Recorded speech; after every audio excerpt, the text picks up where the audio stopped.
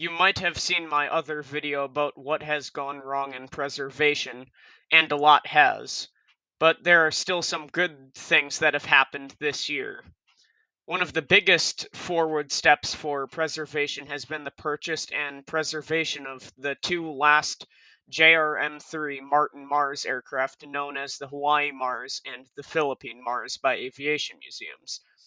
The aircraft are two of seven massive flying boats used as logistics and transport craft by the United States Navy from 1944 to 1956. The four planes that survived Navy service went to use as water bombers. The JRM-1 has quite a rich history, so let's get started.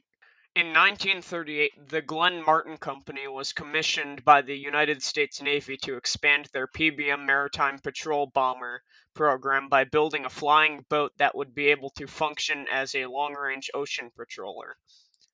This would be a larger variant of their successful PBM Mariner flying boat. 3 years later, on November 8, 1941, the Glenn Martin Company announced the prototype for the commission, the XPB-2M-1. Due to delays from an engine fire, the aircraft didn't have its first test flight until June 23, 1942. After test flights were completed in 1943, the prototype was given to the Navy for evaluation.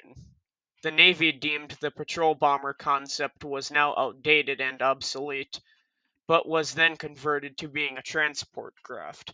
The Navy was satisfied with the results of the modifications and placed 20 orders for the JRM-1.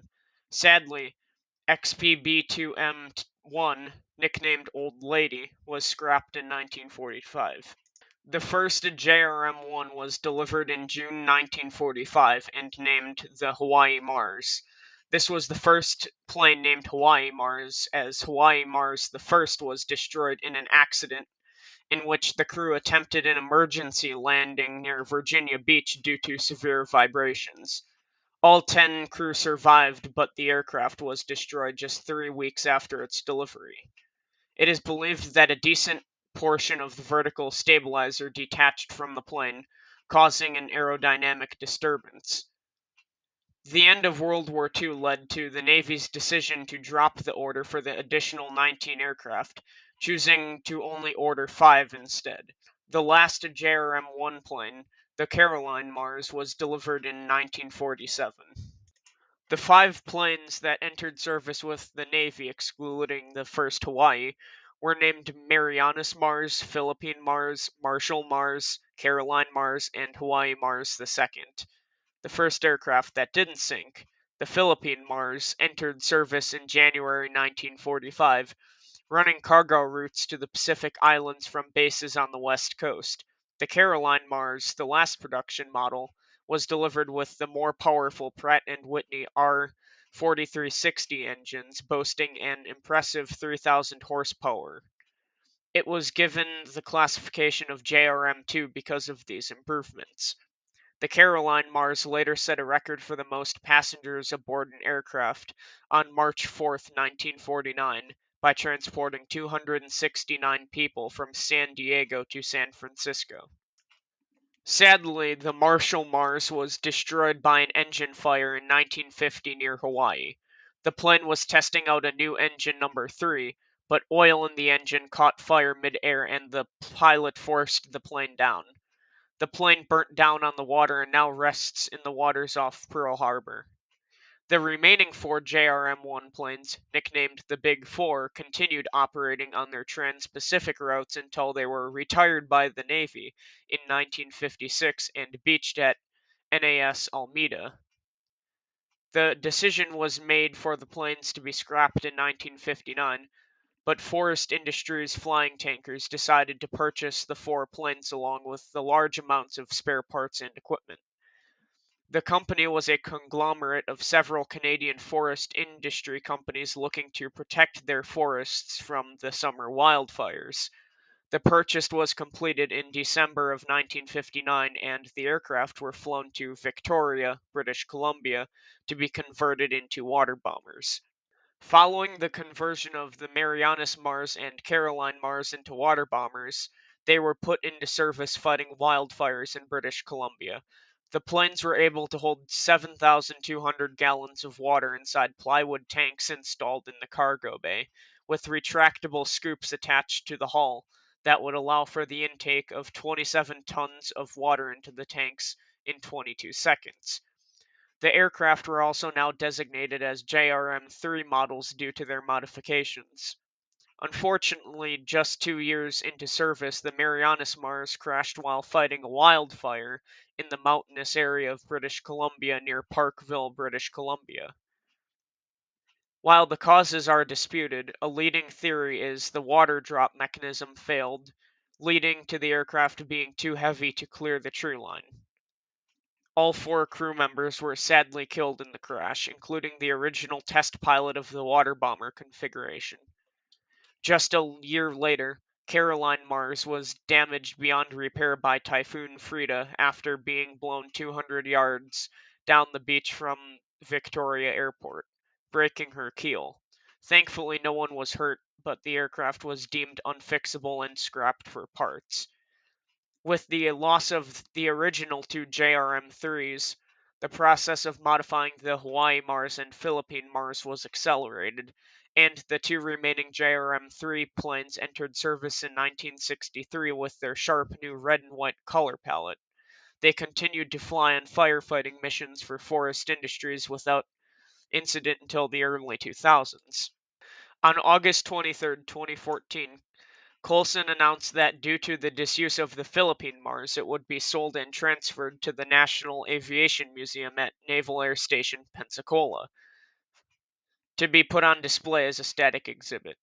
It was repainted to its United States Navy color scheme to match its glory days as a transport aircraft, and was prepared to make the flight to the museum. However, the deal was put on hold by the Navy in 2016 due to the presidential election. On May 10, 2013, the British Columbia provincial government removed the Hawaii Mars from contract after the 2013 season due to the purchase of more effective and modern aircraft, including a modified C-130. The aircraft were briefly used as trainers for Chinese pilots, but that's irrelevant. Due to the popular demand, the aircraft were used to help with the unusually severe 2015 fire season. This was unfortunately the last time a JRM-3 plane would ever fight a fire. In 2016, the Hawaii Mars was flown to the EAA Air Venture in Oshkosh, Wisconsin, to look for a new buyer of the craft. In 2022, several news articles were published to help raise awareness of the Mars flight. Finally, the Hawaii Mars was sold to the British Columbia Aviation Museum, located at Victoria International Airport near North Saanich. I hope I'm saying that right, for $5 million. The province of British Columbia gave the museum a $250,000 grant to protect and preserve the aircraft. On April 1st, 2024, a public ceremony was held to formally transfer the Hawaii Mars to the museum. On April 25th, Coulson Aviation donated the Philippine Mars to Pima Air and Space Museum in Tucson, Arizona. On August 1st, 2024, the Hawaii Mars flew for the first time since 2016 to regain flight certification. On August 10th, 2024, the Hawaii Mars was flown around the Beaufort Range with photographers to capture the historical aircraft for media coverage. The next day, on August 11th, 2024, the JRM-3 Martin Hawaii Mars made its final flight from Sproat Lake to the coast of Victoria. The aircraft departed Sproat Lake piloted by longtime JRM-3 pilots Peter Killen and Rick Matthews at 3:40 p.m. local time before being accompanied by the Canadian Snowbirds to Patricia Bay for a touching send-off for the brave and historic aircraft. The Hawaii Mars is currently undergoing preparations for its exhibition at the British Columbia Aviation Museum, which will open sometime in 2025. The Philippine Mars is planned to be flown from Sproat Lake, British Columbia to Lake Roosevelt, Arizona, near the Hoover Dam. Currently, the aircraft is undergoing maintenance for the upcoming flight, and water and air trials are underway in preparation for the final flight. The aircraft is expected to arrive in Arizona before the end of 2024 and will likely be on display sometime during mid-2025, where it will remain for the rest of its life. On a side note here, the aircraft has not arrived at the museum as far as I know, but they have done flight tests. Despite the colossal disaster that has become the preservation of some other things this year, like the SS United States and the Hewlett ore unloaders, the preservation and restoration of the Martin Mars aircraft is a huge step for naval and aviation preservation. It is very important for pieces of our heritage to be put on display for future generations, and the display of the last two JRM-3 aircraft will preserve the glory days of flying boats and aerial fighter fighting. Shout out to my friend Will for writing the script for this video, and it was definitely not written like 4 months ago. I am very good at time management and I'm definitely not lazy. Anyways, hopefully you enjoyed this video, and I will see you in the next one, whenever that will be, as I definitely don't have like 2 video scripts written.